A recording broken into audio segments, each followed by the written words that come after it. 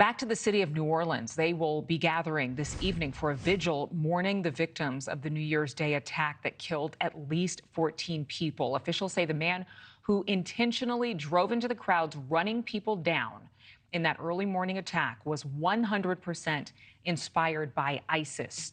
Stephanie Oswald from our NewsNation station in New Orleans is here now with more. Stephanie, what more have we learned? Hi, Adrienne. Yes, we've been out here on Bourbon Street for the past few hours, taking in the music, the art, the crowds, normal things for Bourbon Street, but not generally in this capacity. We're in the exact spot where that ISIS-inspired terrorist turned a rented truck into a murder weapon, driving down this street, taking away 14 lives. The memorial here, instead of a crime scene, it's now been turned into a memorial. You can see the faces, the names on candles, crosses. This community is really coming together. I spoke with Sidney Torres, who is a community leader here. He's the president of IV Waste, and he told me that his company is going to be making an announcement on Monday that I was allowed to share. They're going to be donating $200,000 to the families of the victims to help offset the costs of funerals. This is a time when New Orleans is getting ready for carnival season. It's supposed to be the happiest time of the year in New Orleans. It starts on Monday, but instead, the city is being asked to once again become resilient. And I have someone with us who we're going to talk to. She is the Senior Vice President of Communications with New Orleans and Company, Kelly Schultz.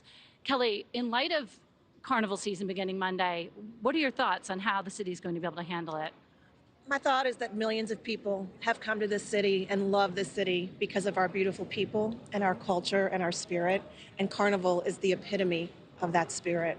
And we're not going to let one single act of evil diminish the light that lives in the hearts and minds of people all over the world when they think about New Orleans.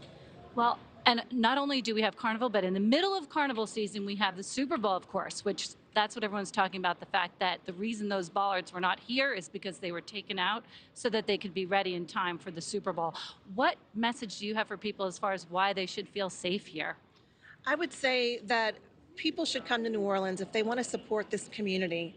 Being here is really an act of defiance. It's an act of optimism and showing that we're not going to let evil win. This was an isolated, horrific act, and it is not what New Orleans stands for. We've hosted major events and carnival seasons and Super Bowls for hundreds of years, and we are not going to let one single act of evil diminish this beautiful city and what we do so well.